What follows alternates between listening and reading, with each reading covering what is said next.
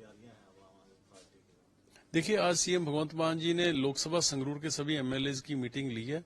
बड़े अच्छे माहौल में मीटिंग हुई है और यही फैसला किया गया कि जो 2 साल में मान सरकार ने पंजाब के लोगों के जो काम किए हैं, जो शायद 70 साल में लोगों ने सोचे भी नहीं थे, वो काम 2 साल में हमने कर दिखाए हैं।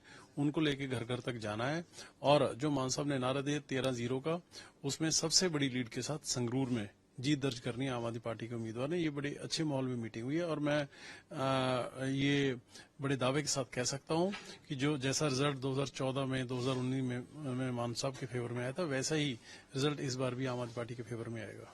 इलेक्शन का दौर है सर, और जो कैंडिडेट हैं या जो पार्टी पॉलिटिकल बनने हैं वो चेंज हो रहे हैं, जैसे पृथ्वी आ गया, वो 2-3 और आ गए कांग्रेस में, तो इसको कांग्रेस से हटके बीजेपी में, तो इसको किस तरह से देखते हैं पंजाब में? चलिए देखिए, ये तो हर किसी का अपना इंडिविजुअल फैसला है, इसके बारे में मैं तो क्या किंतु परंतु कर सकता हूं। लेकिन मैं ये मान के चलता हूं कि राजनीति में सब्र और स्टैंड होना बहुत जरूरी है।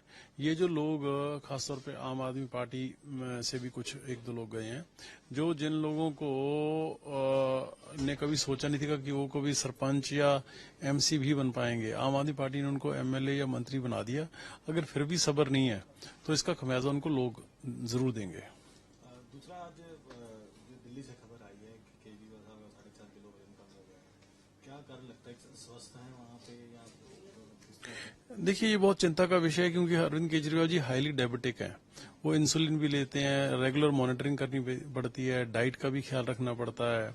सो ऐसे हालातों में जिस तरीके के साथ उनको बिना बात के, बिना किसी कसूर के, सिर्फ और सिर्फ उनकी आवाज दबाने के लिए, आम आदमी पार्टी को खत्म करने के लिए और बदनाम करने के लिए उनको ईडी की कस्टडी में रखा गया, ये बहुत अनफॉर्चुनेट है। मैं उपेक्षा करूंगा केंद्र सरकार से कि आप अपनी राजनीतिक दुश्मनियां निकालने में लगे हुए हैं। ठीक है, लगिए, आप कोई रोकते नहीं है, हम लड़ेंगे लड़ाई, लेकिन इस तरीके किसी की सेहत के साथ खिलवाड़ करना ये दुर्भाग्यपूर्ण है। ऐसा देश के इतिहास में ना कभी हुआ और ना ही होना चाहिए। बीजेपी कह रही है कि ईडी तो स्वतंत्र है, हम नहीं कर रहे, तो कोर्ट की तरफ से हुआ है, कोर्ट जो भी फैसले ले कोर्ट लेगी। नहीं, अरविंद केजरीवाल जी को कोर्ट उठा के लेके गई थी, ईडी उठा के लेके गई थी।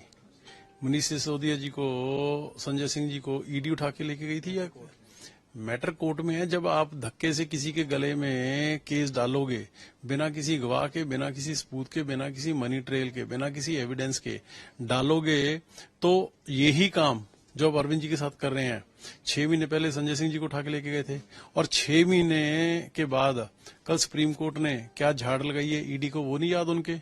सो मेरे कहने का मतलब ये है कि ये सिर्फ और सिर्फ आम आदमी पार्टी को डिमोरलाइज करने के लिए, तोड़ने के लिए ये ऐसी हरकतें कर रहे हैं। लेकिन सच्चाई को दबाया जा सकता है, लेकिन खत्म नहीं किया जा सकता।